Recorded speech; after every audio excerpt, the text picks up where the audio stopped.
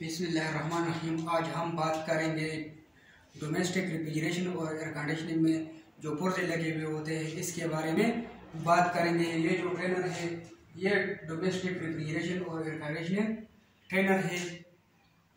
इस साइकिल में 4 main parts होते हैं: कंप्रेसर, कंडेंसर, रेफ्रिजरेशन कंट्रोल और इवापोरेटर। इस साइकिल में अगर इस 4 में से एक भी पुर्जा खराब हो गया तो पूरा साइकिल काम करना छोड़ देगा। और ये जो बाकी पुर्जे लगे हुए हैं ये इस साइकिल की कारकर्दगी बेहतर बनाने के लिए, इसकी एफिशिएंसी बढ़ाने के लिए और उसकी ये जो कारकर्दगी है लंबे अरसे तक बरकरार रखने के लिए लगे हुए होते हैं। तो हम स्टार्ट करेंगे कंप्रेसर से। ये चूँकि डोमेस्टिक रेफ्रिजरेशन और कंडीशनिंग ट्रेनर है तो ये जो इसका जो कंप्रेसर है वो एचपी में बहुत कम होता है, क्योंकि इसका जो टन है वो कम होता है। इसी वजह से इसका जो प्रेशर है, डिस्चार्ज प्रेशर है, वो कमर्शियल का जो कंप्रेसर है उस जैसा नहीं है। तो इसीलिए उसके डिस्चार्ज पे हमने एब्जॉर्बर नहीं लगाया हुआ होता है, क्योंकि वो डिस्चार्ज लाइन के थ्रू ऑयल प्रेशर के साथ नहीं फेंकता है। तो इसलिए एब्जॉर्बर की इस लाइन में ज़रूरत नहीं है। जब ये डिस्चार्ज लाइन है, डिस्चार्ज लाइन के ऊपर इधर एक गेज लगा हुआ है जो कि हाई प्रेशर गेज है। ये हमें डिस्चार्ज प्रेशर बताता है। और दूसरा, जब ये आप हालत में हो तो स्टैंडिंग प्रेशर बताता है। जब रेफ्रिजरेंट इस लाइन में से गुजरता हुआ कंडेंसर में आता है तो कंडेंसर के इनलेट पे एक साइड ग्लास लगा हुआ होता है। इसका काम यह है कि रेफ्रिजरेंट का जो शेप है वो किस शेप में कंडेंसर में इन हो रहा है। ये चूंकि वेपर शेप में इन हो रहा होता है तो हमें नज़र नहीं आएगा। और इसी तरह एक साइड ग्लास इसके आउटलेट पे भी लगाया हुआ होता है। इसका काम भी यही है कि हमें रेफ्रिजरेंट का जो शेप है वो नज़र आए, क्योंकि इसमें से जो रेफ्रिजरेंट निकलता है वो लिक्विड शेप में होता है तो वो हमें नज़र आएगा। आगे इधर वो रेफ्रिजरेंट लिक्विड रिसीवर में आता है। जैसा कि नाम से ज़ाहिर है ये लिक्विड को रिसीव करता है। इसमें हम पंप डाउन का भी काम करता है। जब हम ऑपरेटर में कोई लीकेज आ जाए तो हम इसमें रेफ्रिजरेंट को पंप डाउन करते हैं और फिर इससे लीकेज निकालने के बाद हम उससे रेफ्रिजरेंट फिर सिस्टम में रिलीज कर देते हैं। तो जब रेफ्रिजरेंट लिक्विड रिसीवर से होता हुआ इस फिल्टर ड्रायर के थ्रू आगे जाएगा। जैसा कि नाम से जाहिर है, फिल्टर मीन फिल्ट्रेशन और ड्रायर मीन ये रेफ्रिजरेंट में से नमी को जज़ब करता है। रेफ्रिजरेंट में इस साइकिल में नमी किधर से आता है? जब हम इस साइकिल में रेफ्रिजरेंट को चार्ज करते हैं तो उससे पहले इस साइकिल की वैक्यूम करते हैं। अगर थोड़ी बहुत हवा इसके अंदर रह जाती है तो हवा में नमी होती है। वो नमी जब रेफ्रिजरेंट के साथ इस कंडेंसर में आता है तो वो भी कंडेंस होकर लिक्विड शिकर इख्तियार कर लेता है। और वो जब इधर से गुजरता हुआ रेफ्रिजरेंट कंट्रोल में आता है तो रेफ्रिजरेंट कंट्रोल में और कंडेंस होकर जम जाने का खतरा होता है, जिससे ये साइकिल ब्लॉक होने का अंदेशा होता है। तो उससे बचने के लिए इधर वो नमी हम सिलिका जेल के थ्रू जज़ब करते हैं। और दूसरा, ये फिल्टर भी है, फिल्ट्रेशन का काम भी करता है। जब ये साइकिल चल रहा होता है तो इस कंप्रेसर के अंदर पंप और मोटर लगा हुआ होता है। मोटर में स्टेटर और रोटर लगा हुआ होता है। स्टेटर के ऊपर वाइंडिंग की हुई होती है और वाइंडिंग हमने डोरी से बांधा हुआ होता है। जब ये चलता है तो प्रेशर के साथ उस डोरी से तार कट सकता है। और दूसरा, इसमें ऑयल कूलेंट भी होता है तो उसमें भी कचरा हो सकता है। वो आगे जाकर जब इधर आता है तो इसमें फंस सकता है, क्योंकि इसका ये जो सुराख है ये बहुत बारीक होता है। तो इससे भी इस सिस्टम का ब्लॉक होने का अंदेशा होता है। तो उससे बचने के लिए हमने इधर ये फिल्टर और ड्रायर दोनों लगाए हुए होता है। ख़ास तौर पर ड्रायर जो है वो रेफ्रिजरेटर यूनिट जो है इसमें लगाना लाजमी है, क्योंकि उसमें टेम्परेचर माइनस में होता है। अगर एयर कंडीशनर यूनिट में न लगाए तो कोई फर्क नहीं पड़ता, क्योंकि उसमें टेम्परेचर प्लस में होता है। और आगे ये साइड ग्लास लगा हुआ होता है।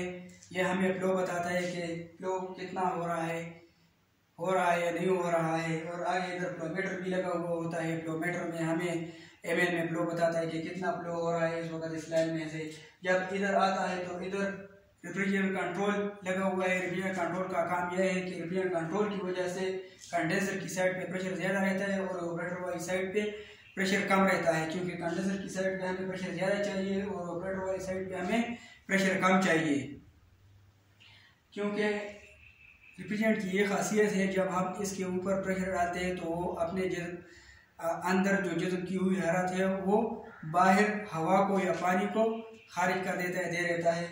और जब हम इसके ऊपर से प्रेशर को रिलीज़ कर देते हैं, कम कर देते हैं, तो वो अपने अंदर हरारत को जज़ब करना शुरू कर देते हैं, जैसा कि हम ऑपरेटर के थ्रू करते हैं और कंडेंसर के थ्रू उसे खारिज कर देते हैं। तो ये इसकी वजह से आगे इसके ऊपर भी एक गेज लगा हुआ होता है, जैसा कि हमें रेफ्रिजरेंट का प्रेशर बताता है कि इस वक्त जो रेफ्रिजरेंट ऑपरेटर में इन हो रहा है इसका प्रेशर क्या है। आगे भी ये साइड ग्लास लगा हुआ होता है, इधर हमें शेप बताता है कि किस शेप में ये रेफ्रिजरेंट इस ऑपरेटर में इन हो रहा है। ये चूँकि लिक्विड शेप में इन हो रहा होता है तो हमें नज़र आएगा। और इसी तरह इसके आउटलेट पे भी एक साइड ग्लास लगा हुआ होता है, ये भी हमें रेफ्रिजरेंट का शेप बताता है कि किस शेप में इससे आउट हो रहा है। ये चूँकि वेपर शेप में आ रहा होता है तो हमें नज़र नहीं आएगा। इसी तरह होता हुआ इधर रेफ्रिजरेंट जो है वो लिक्विड रिसीवर में से होता हुआ इधर कंप्रेसर में आएगा।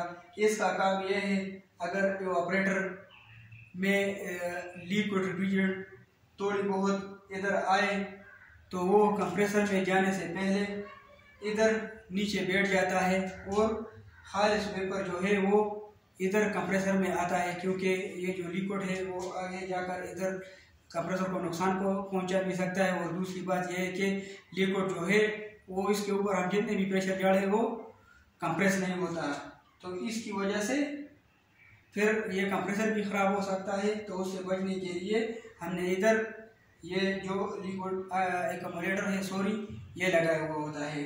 दूसरी बात यह कि ये दोनों प्रेशर स्विच जो लगाया गया है इसका क्या काम है, पिछली वीडियो में भी मैंने इसका जिक्र किया हुआ है, लेकिन तफसील से जिक्र नहीं किया गया क्योंकि फिर वीडियो लंबी हो जानी थी। तो इसमें हम थोड़ा बहुत बात कर देते हैं। एक लो प्रेशर स्विच होता है, एक हाई प्रेशर स्विच होता है। Low pressure switch suction line के ऊपर लगा हुआ होता है और high pressure switch discharge line पे लगा हुआ होता है। हर रेफ्रिजरेंट का एक खास प्रेशर और खास टेम्परेचर होता है। हमने उसी हिसाब से इसको सेट किया हुआ होता है कि इस प्रेशर से ज़्यादा हो जाए तो कंप्रेसर को बंद करें, और अगर प्रेशर इस प्रेशर से कम हो जाए तो कंप्रेसर को बंद करें।